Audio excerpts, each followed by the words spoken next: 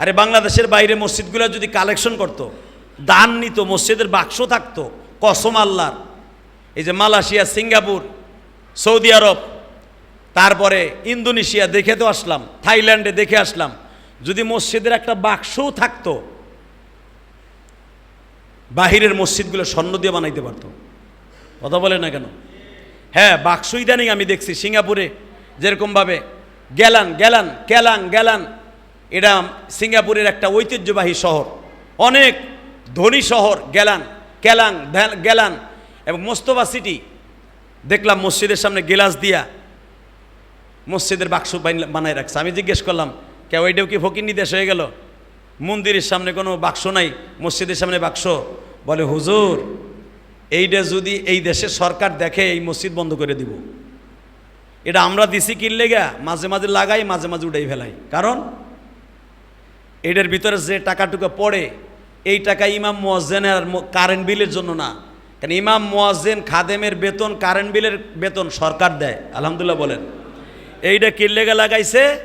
মসজিদে অনেক সময় টুকিটাকি তাবলিগ জামাত আছে, গরিব মানুষ আসে, তাদেরকে দান দক্ষিণা করার জন্য আমরা এই বাক্সটা বাঙালিরা লাগাই রাখছি। এই দেশের সরকার যদি দেহে, পুলিশ আয়া যেখানে বাক্স আছে, কান পট্টি গরম করে লাবো মাইরা, শুইনা দিলের মধ্যে খুশি হইলাম, আলহামদুলিল্লাহ বলতে পারলেন না? এই যে মালয়েশিয়ায় এত বড় বড় মসজিদ দেখছি, ভিআইপি শ্বেত পাথরে রাত্রে জ্বলে, এমন পাথরের মসজিদ, সুবহানাল্লাহ বিহামদিহি। কোনো দান বাক্স নাই, কিচ্ছু নাই, সরকারি বেতন, সরকারি সব। কিন্তু ভাইজান, আমাগো এলাকায় তো চাইরানা পয়সাও সরকার দেয় না, বরঞ্চ ইমাম মুয়াজ্জিনের বিরুদ্ধে এমন মামলা দেয়, ওই মামলার হাজিরা দিতে যাইয়া বেতন যা 6 মাসের পায়, ওটা কোডের পিছনেই শেষ। কথা কন না কেন? আল্লাহ যেন আমাদের হেফাজত করে, জোরকানা আমিন, আল্লাহুম্মা আমিন। রব্বানা যালামনা আনফুসানা ওয়া ইল্লাম তাগফির লানা ওয়া তারহামনা লানাকুনান্না মিনাল খাসিরিন। আল্লাহুম্মা গফির লানা ওয়া লিওয়ালিদাইনা রাব্বিরহামহুমা কামা রাব্বায়ানি সগীরা।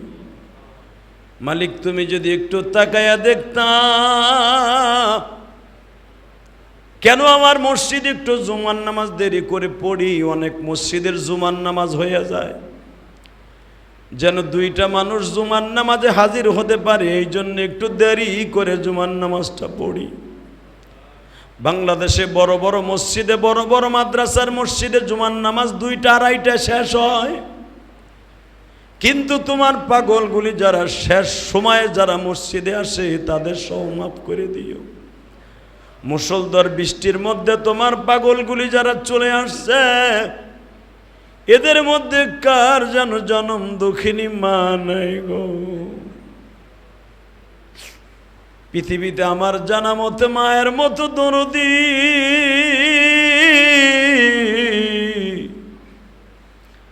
বাবার মতো দরদি এই জগতে নেই।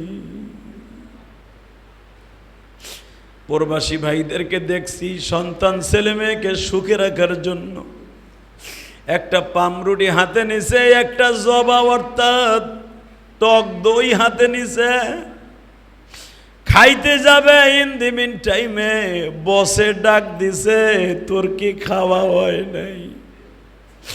পামরুটিটা আর দইটারে ফেলায় দিয়া কাজে লাইগা যায়।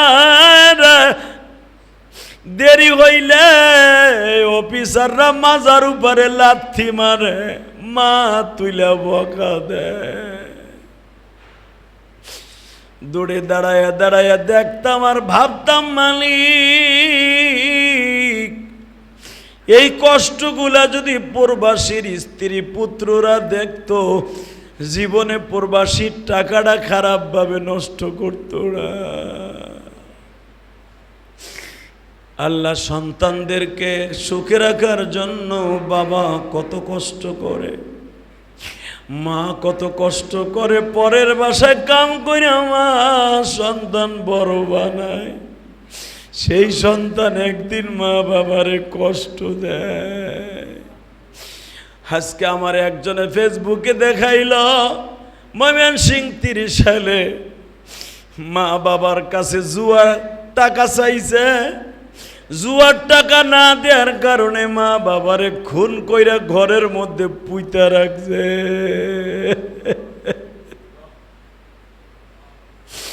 আহারে সন্তান, একবারও কি ভাবলি না যেই মা বাবার দিকে একবার গরম নজরে তাকাইলে জাহান্নাম অজীব হয়ে যায়? ওই মা বাবারে তুই খুন করলি, একবারও কি ভাবলি না তুইও একদিন মারা যাবি?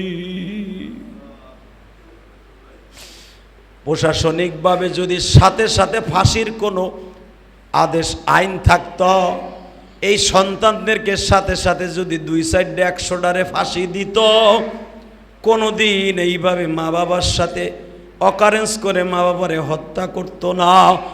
আল্লাহ, এমনি করে যে সমস্ত যুবক ভাইরা আছে যাদের বাবা মা নাই, তাদেরকে মাফ করে দিও, কবরটা জান্নাতের বাগান বানায় দিও। আল্লাহ, আমাদের সবাইকে ব্যবসা বাণিজ্যে বরকত দান করো, হালাল রিজেকের ব্যবস্থা করো। আমার মসজিদে যারা দান করে আল্লাহ তাদের দানগুলো কবুল করেন, তাদের বাবা মাকে মাফ করে দেন, এদের সন্তানগুলোকে কবুল করে নেন। ওই গোলামের মতো আল্লাহ তাদের সবাইকে জান্নাতুল ফেরদাউস নসিব করে দিয়েন। আল্লাহ আমাদের সবাইকে কবুল করে লন বেরহমাতিকে আরহামার রাহিমিন। এই দোয়া শেষ হয়েছে, যেটা চাইছিলাম 100 করে টাকা নগদ আজকে কে দেবেন? পকেটে হাত দেন। 100 করে টাকা পকেটে হাত দেন। আপনাদের কাছে আমি হাত পাতলাম, আজকে মুসল্লি কম, আল্লাহর কোনো ওলি আসেননি, আজকে পকেট থেকে নিজের তে বাইর করে 1000টা টাকা দিবেন। 1000 টাকা নগদ মা দুঃখিনীর নামে, বাবার নামে দেন তো। কে দিবেন 1000 টাকা? 1000 টাকা কে দিবেন বলেন? 1000 টাকা কে দেওয়ার মতো আছেন বলেন? আসেন কোনো আল্লাহর বান্দা? হুজুর আমি 1000 টাকা দিব নগদ আমার মা দুঃখিনীর নামে। আলহামদুলিল্লাহ বলেন। এই লোকটার ঋণ আমি কোনোদিন শোধ করতে পারবো না, আলহামদুলিল্লাহ বলেন।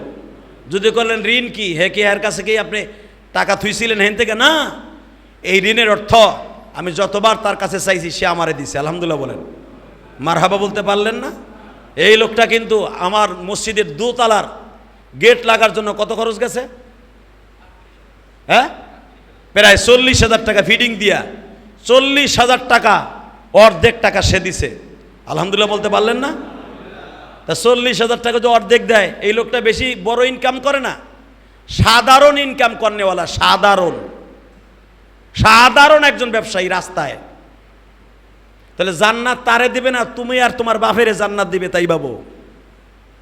ছেলে মেয়ের জন্য লাখ লাখ টাকা খরচ করো বছরে, আর আল্লাহর জন্য মাসে অথবা বছরে 10-15 হাজার টাকা দান করবা, তা পারবা না। আমরা চেহারা দেখলে ঠিক পাই কোন বিলেটা ইন্দুর মারে, আর মোজ দেখলেই ঠিক পাওয়া যায় বছরে কয় টাকা দান করো, এটা জানা আছে আমাদের। আর কে দেবেন 1000 টাকা? আলহামদুলিল্লাহ বলেন তো। আসেন কেউ 1000 টাকা দেওয়ার মতো? আপনার ব্যবসায় বরকত হবে। আসেন আর কেউ দিবেন? এখন না দেন আগামী জুমাই দিবেন, এখন না দেন কোন আগামী জুমাই দিব ইনশাল্লাহ। আসেন, মারহাবা বলেন। 1 2 জন আর কে দিবেন 1000 টাকা আগামী জুমায়? আলহামদুলিল্লাহ বলেন, আলহামদুলিল্লাহ বলেন না। আল্লাহ তুমি এই হাতগুলাকে কবুল করো, এদেরকে কোটি কোটি টাকার মালিক বানায় দিও। 500 টাকা কে দিবেন নগদ? দেন 500 টাকা দেন তো। 500 টাকা কে দিবেন? হুজুর আমি 500 টাকা দিব আমার মায়ের জন্য, বাবার জন্য। বলেন 500 টাকা নগদ। আজকে 500 টাকা দেওয়ার মতো কেউ নাই? 500 টাকা দিবেন কেউ? দেন, এখন দিবেন। আল্লাহ এই টাকাটা কবুল করো, জোরে কোন আমিন। আল্লাহ তার বাবা মারে মাফ করে দিও। আল্লাহ তার সন্তানগুলোকে আমার চাইতে বড় আলেম বানায় দিও। তার ব্যবসায় বরকত দিয়া দুনিয়া আখিরাতের কামিয়াবি দান করেন। ওই গোলামের মতো জান্নাত নসিব করেন, জোরে কোন আমিন।